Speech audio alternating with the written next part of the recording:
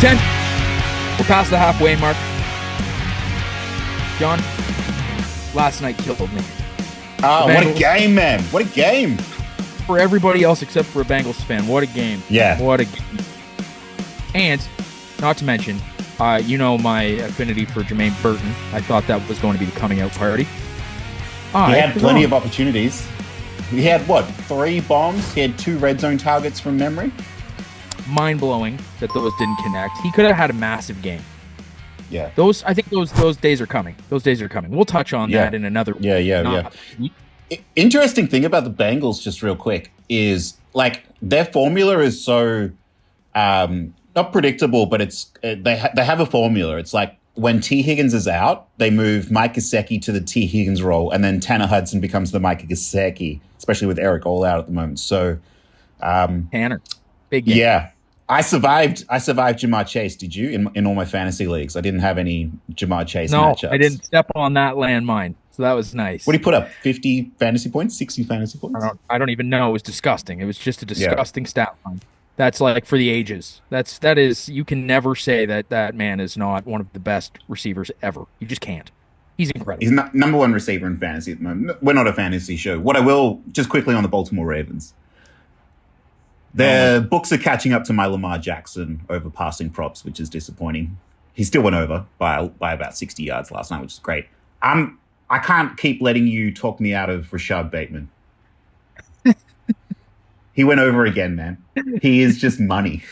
He is money.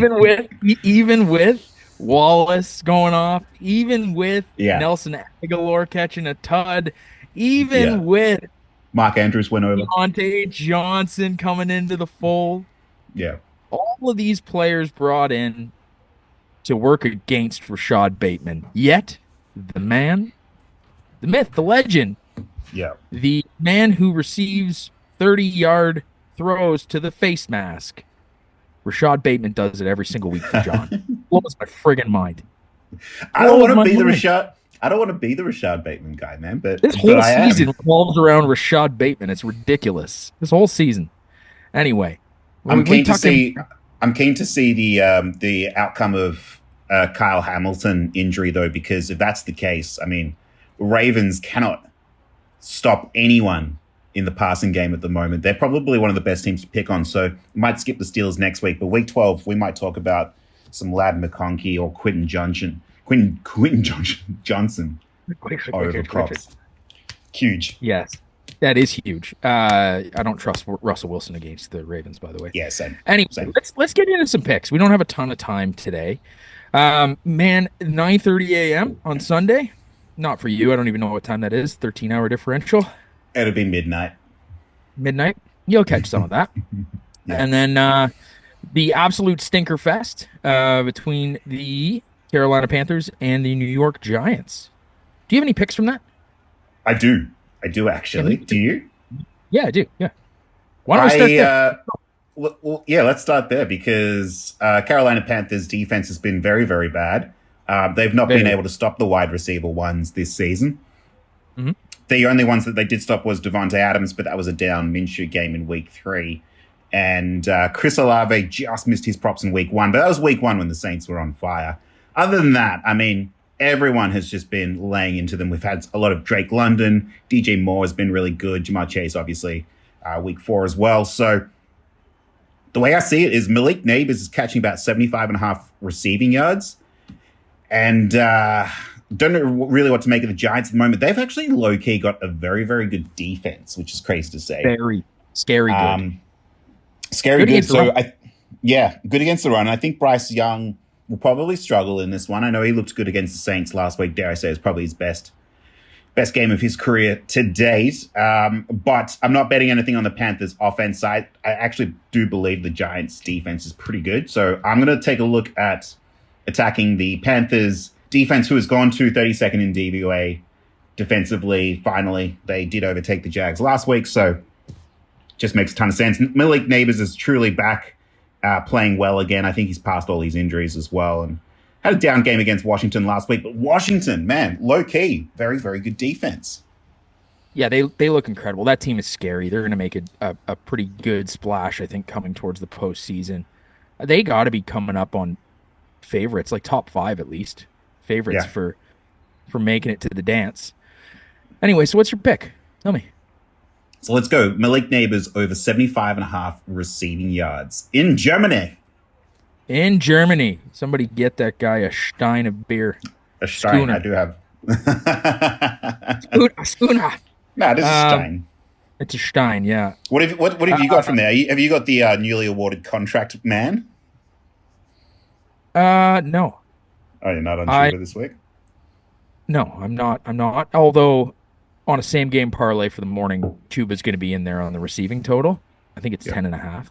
Yeah. But there is this line here that I might hate myself for taking this, but I also might love myself for taking this in the first quarter. And that is Bryce Young, 1 passing touchdown. 1. Okay.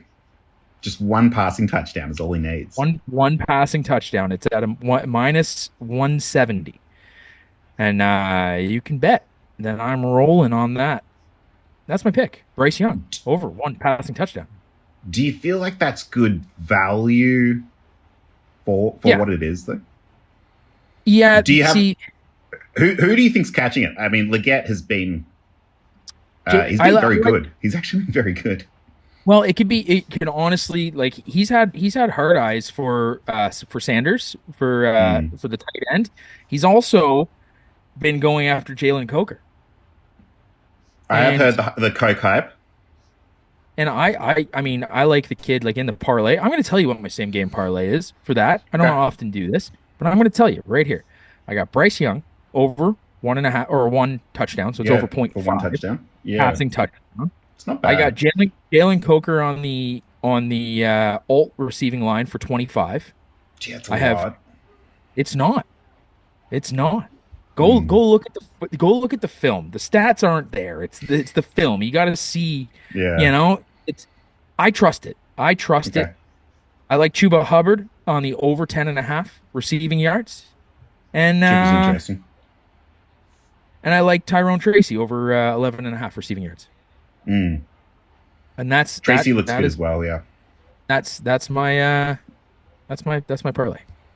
That's a nice way to start off your day. Imagine that hitting, and then you just roll into the 1 o'clock games. I would love that.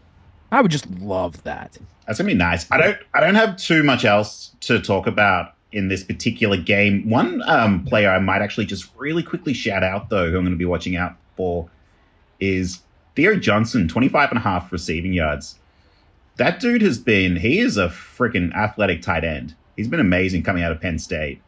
And the Giants got him in a really good part of the round. He did an amazing play last week over the middle of the field for the touchdown. Just bombs into the end zone. It was sick to see. It is, but the majority of his catches are coming on curls. They're pushing towards the outside, and they're shallow. Like, what I noticed is that it's a safety blanket, and they're developing a nice relationship there. Yeah. To me, take the over on the yardage, but to me, the over on the receptions feels so much more juicy. Especially I was with just the going to line. say. So line is 2.5 receptions for Theo Johnson. He's gone over that every single week since week 5. In plus money. Yeah. So you're getting great value there. I mean, dare I say, so Malik, I would stack the Malik Neighbors receiving, Theo Johnson receptions. I'm into that. I'm not into your Coca picks. I do like Chuba. Maybe. I try not to bet touchdowns. I always get burned every time. But Chuba receiving, I like that line as well. So yeah, a little bit of value in this low-key battle of the duds. There's a little bit in there. Okay, we're going to move to the next game here, and I just really want to say how amazing that Ray Davis pick was last week. Oh yeah, what was it, the 160-yard catch? Right, and you know what they've gone ahead. We've got so many clips. Do you know what they've gone ahead and done? What did they do to your boy? Did they massacre your boy? They opened Ray Davis's receiving line at 2.5. Again. They didn't. Oh, my God. They did. And you know what I'm taking again? Ray Davis over 2.5 receiving yards. Let's go. Who's he playing? Does it not matter? Who are they playing? Who the fuck is writing these lines? Bills matched up against the Colts. It's a perfect matchup for him. Colts are Oh not my great. goodness. That's what I mean. He's going to get extended playing time. Like this is like, come on. And his rushing yardage, it was at 18 and a half when I saw it. 18 and a half. Yeah. It might have gone The up. disrespect. The absolute disrespect. I didn't watch the Bills game last week. What happened? Was it a busted coverage, or did he literally just break a tackle and just run? All game long, this man was dominating. Yeah. All game long. You can't go to a game now against Indianapolis and give him less touches than he had last game. You can't. Yeah. You have to just keep feeding the beast. Keep the train rolling, you know? Come on. All in on Ray Davis this week, especially the 2.5 receiving yards. Yeah. I don't have a lot for this game. I actually haven't looked at it, to be honest, but I'm not betting anything on the Indy side. Do we know if Richardson's back in, or is he still benched? No. I think he's still benched. I think it's He'll be back soon, yeah. It's interesting because it seems like Josh Downs is like their best player on Indy, and he's just been like schemed out of the game as well. So I don't know. I don't know what's going on with Indy at the moment. They are, but the Bills are rolling. Yeah. What's your next pick, John? Okay, let's jump into my next pick. So the games that I'm looking at this week are the cross conference matchups. So. And there's actually quite a lot this week. Usually there's only like 2 or 3. This week, I think there's like 5 or 6. So, games I'm looking at. Patriots are at the Bears. Love it. Vikings are at the Jags. Steelers are at the Commanders. The Dolphins are at the Rams. The Lions are at the Texans. And the Jets are at the Cardinals. Reason I bring this up, the way the coaching staff usually works is they put a ton of effort into beating their divisional opponents, because really at the end of the season, that's where it's really won and lost.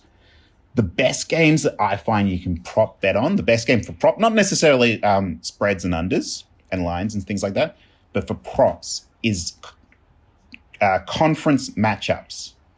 When two teams are playing each other and they don't get a lot of airtime. And, a perfect example, Lamar Jackson against NFC teams, he's something like 20-2, his record.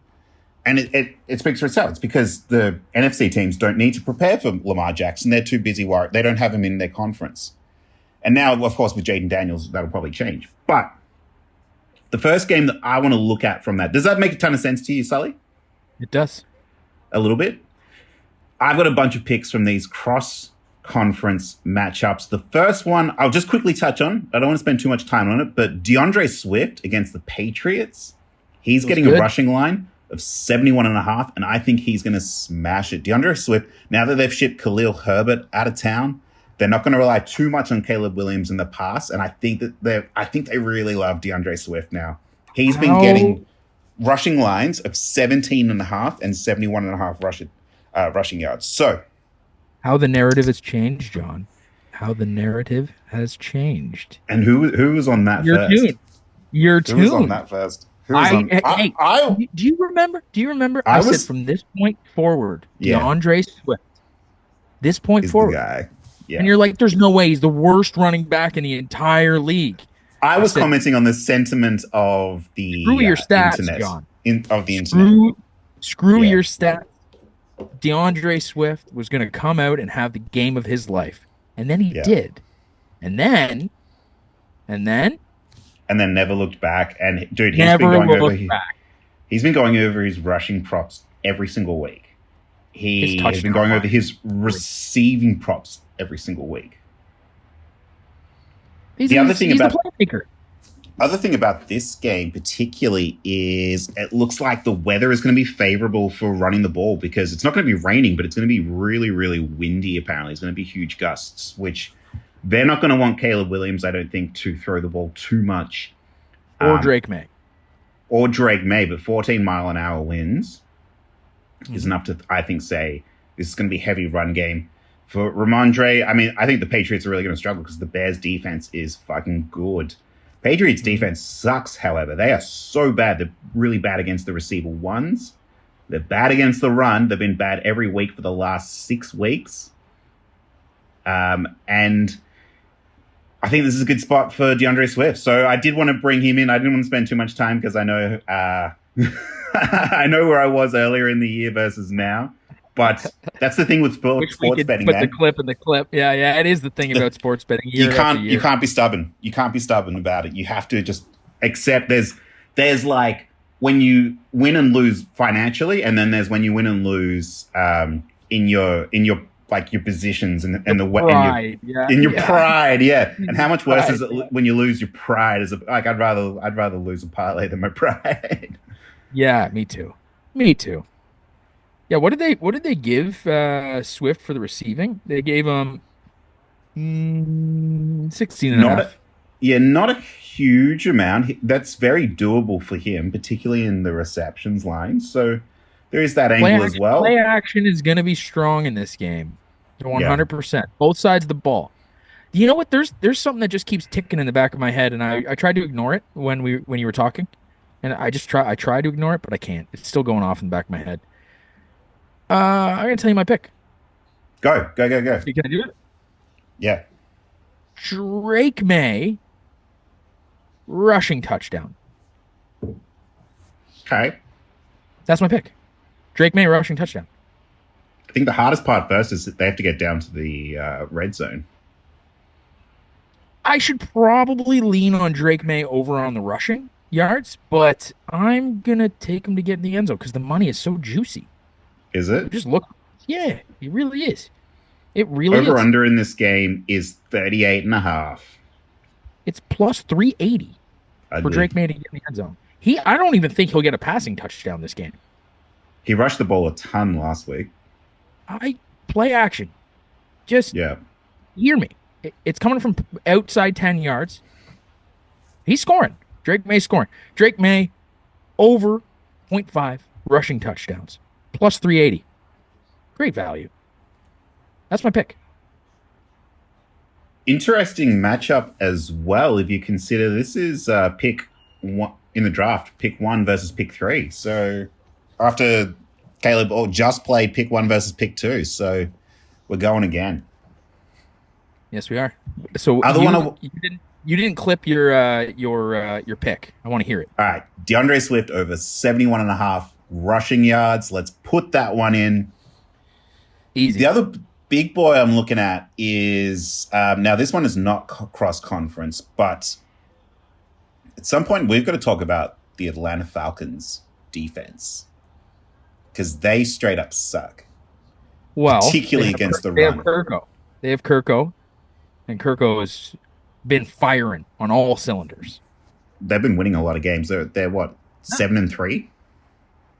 Yeah, 6-3 at the moment. 6-3. They're about to be 7-3 when they beat New Orleans. Every single running back that they've played this year through 9 weeks has achieved their rushing line. Only one, and it was the game where Isaiah Pacheco got injured, has a running back not achieved their entire scrimmage total as well. So these Falcons, man, they cannot stop the run at all. And if there's one guy, I know the vibes in New Orleans are so bad. They're shipping people out. Lattimore's gone. They've got huge cuts to be made over the offseason. Derek Carr sucks. They tried to see what they had in Spencer Rattler. Wasn't too much. But if there's one guy who is eternal, there's one guy who embodies that team, it is Alvin Kamara, who... Who's the team? Week 5 through week 8, he was not hitting his rushing prop lines. The reason I bring that up, so he was down through those periods where I think that the Saints were intentionally trying to see what they had in Spencer Rattler. Last week against the Panthers, they went right back to what they were doing with Alvin Kamara, what they've been doing pretty much his whole career. He rushed the ball something like 18 times. He had over 110 scrimmage yards. He was a man possessed as always. He had something like 6 catches for 60 yards as well. He was utilized a ton. And I think that that's going to be the same here. And he's just such a good running back. I've got Alvin Kamara over 110 scrimmage yards against the Falcons. Heavy, John. How much do you hate me? How much do you hate that? I don't at all. I don't. Chris Olave's out. Rashid Shaheed done for the season. They've got no receivers to throw to. Who's the guys like Mason at the Tipton? Moment? It's like Cedric Wilson. They've been rolling out, Mason Tipton, Bob Means, Taysom Hill's been in there, Juwan Johnson. It's been a shit show. Actually, our guy Foster Moreau's been catching a lot of touchdowns there. I bet that they really regret letting A.T. Perry walk. Oh, they do now. Where is he playing now?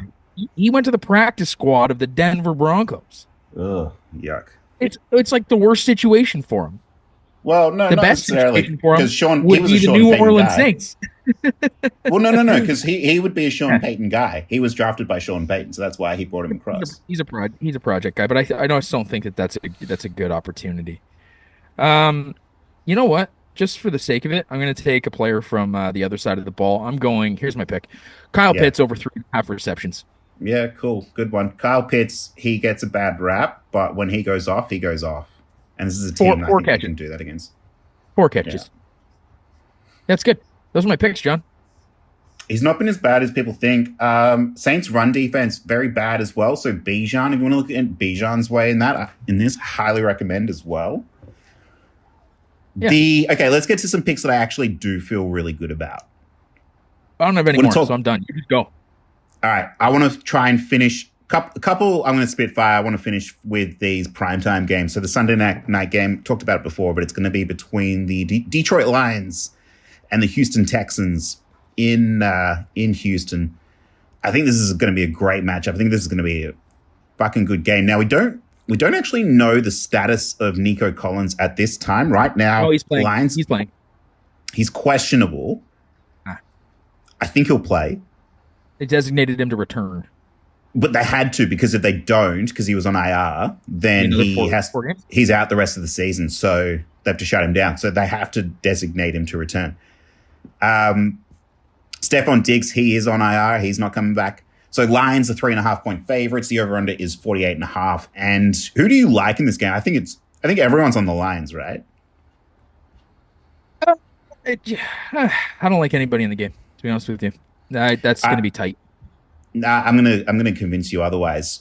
My guy, Jahmyr Gibbs, he has been absolutely electric, basically since he came into the league. Even with David Montgomery getting a new contract, they still rely on Jahmyr Gibbs a ton.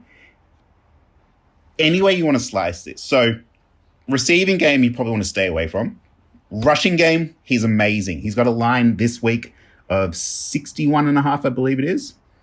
That seems right. He's made his rushing line every single week this year. He's had a rushing attempts line of around 11.5. He's made that every single week. He's made his scrimmage yards as well every single week. And it's been sitting around 80.5.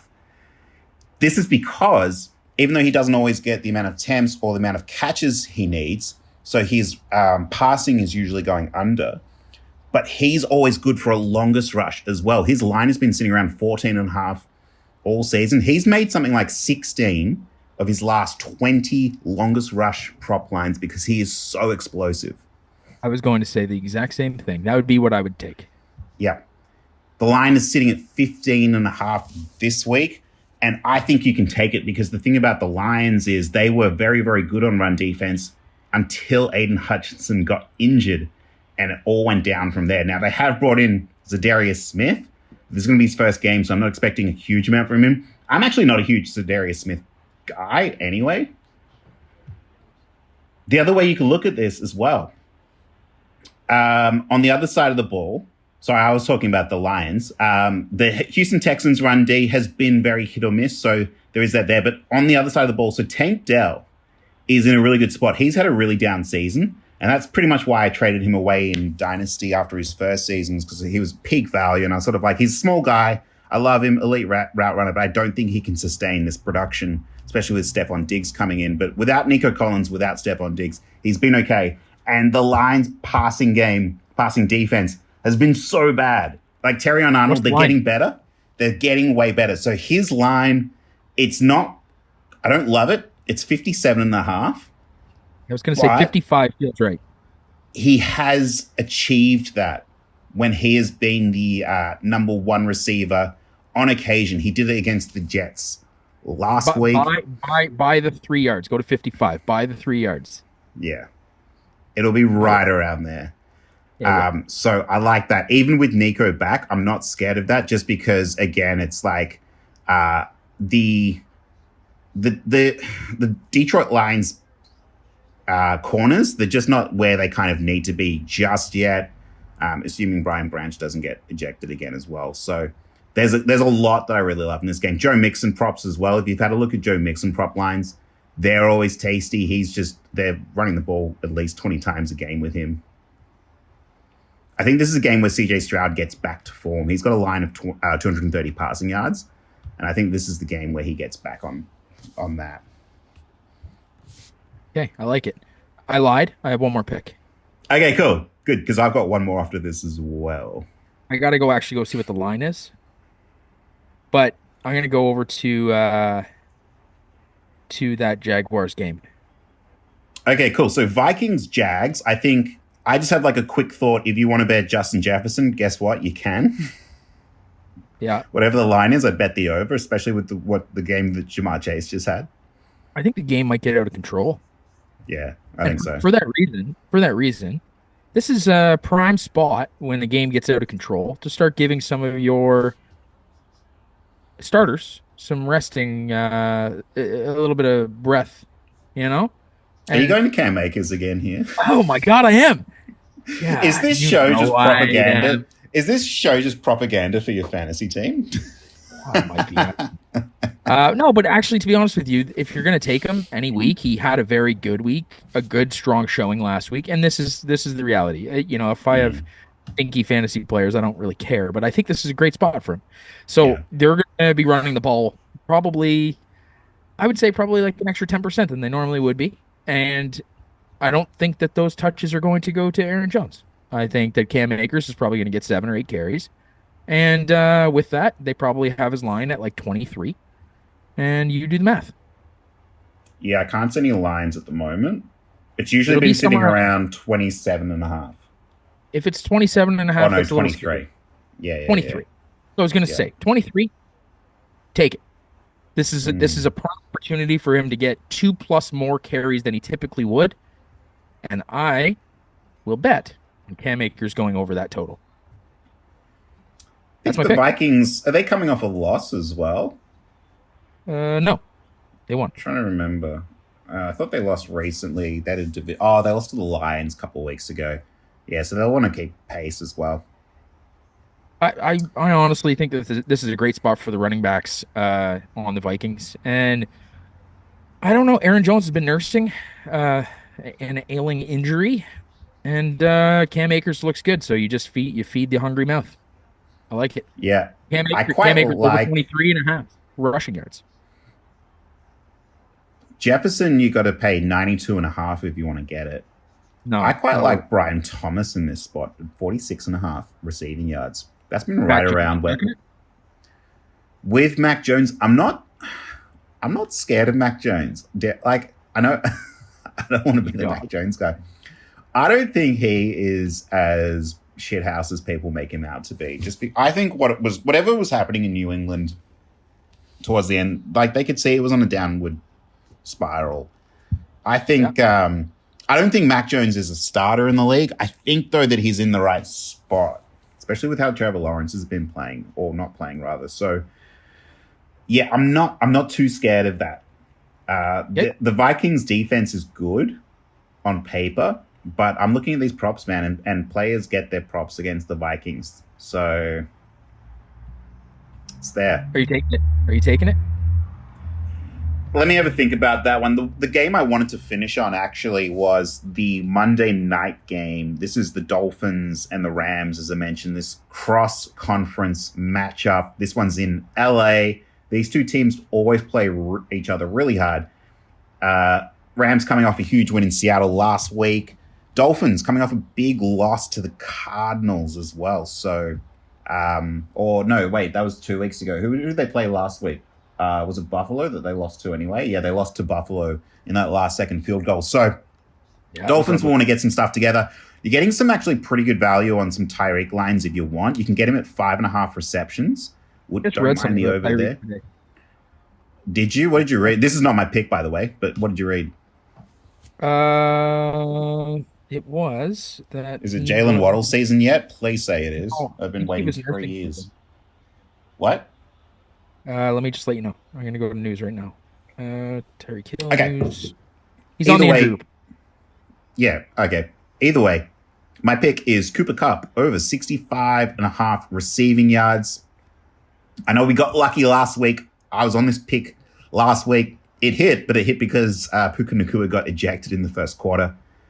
But still not too scared of it. The thing is that the Miami defense is one of the worst in the league as well. 27th in DVOA defensively as well. And Matt Stafford is just incredible. And I was watching him last week. Obviously, he was playing the Seahawks. Some of those balls he was placing, that game-winning touchdown to DeMarcus Robinson was just insane. Some of the balls he's putting on Tutu Atwell and Cooper Kupp as well. It's just insane. Kyron Williams is going to have a big game as well. So, I like it. With that said, Cooper Kupp over 65.5 receiving yards. I love it.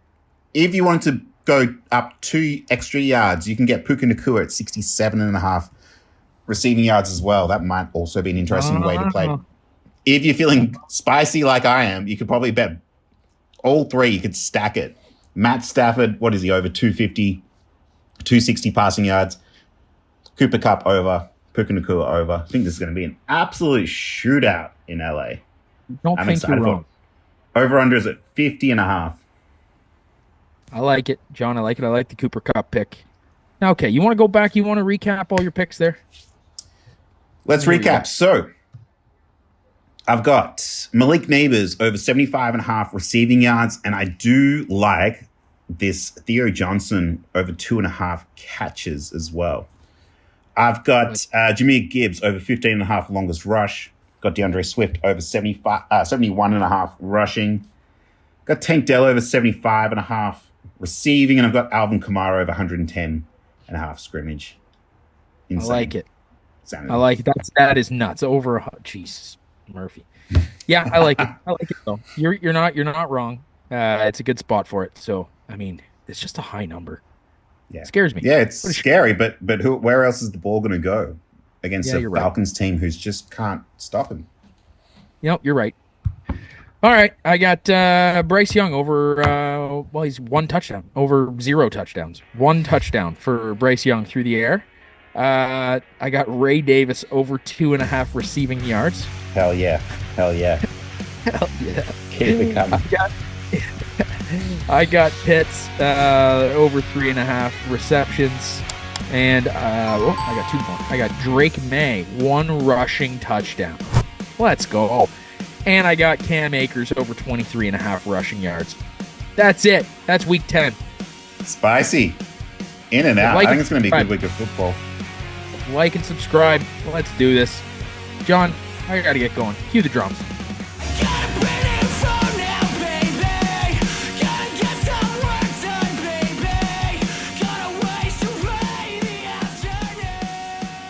Don't let the game play you. Stay in control. Gamble responsibly. In Australia, phone 1-800-858-858 for free and confidential support. In Canada, learn about safer play at Know the Risks from the Responsible Gambling Council at knowtherisks.ca. In America, must be 21 or older and present in Arizona. Gambling problem? Call 1-800-NEXT-STEP or text NEXT STEP to 53342. Colorado, gambling problem? Call 1-800-522-4700. Connecticut, if you or someone you know has a gambling problem and wants help, call 888-789-7777 or visit ccpg.org/chat. In Illinois, Maryland, New Jersey, Ohio, Pennsylvania, Virginia, and West Virginia, call 1-800-GAMBLER. In Indiana, gambling problem? Call 1-800-9-WITH-IT. Kansas, gambling problem? Getting help is your best bet. Call 1-800-522-4700 or visit ksgamblinghelp.com. Louisiana, if you or someone you know has a gambling problem and wants help, call 1-877-770-STOP. In Massachusetts, call 800-327-5050 for 24/7 support. Play it smart from the start or call 1-800-GAM-1234. In Michigan, gambling problem? Call 1-800-270-7117 for confidential help. In New York, for help with a gambling problem, call 1-877-8-HOPE-NY or text HOPE-NY. Tennessee gambling problem? Call Tennessee Redline 1-800-889-9789. Wyoming gambling problem? Call 1-800-522-4700. Prop Nation betting show is for entertainment purposes only and should in no way be considered financial advice.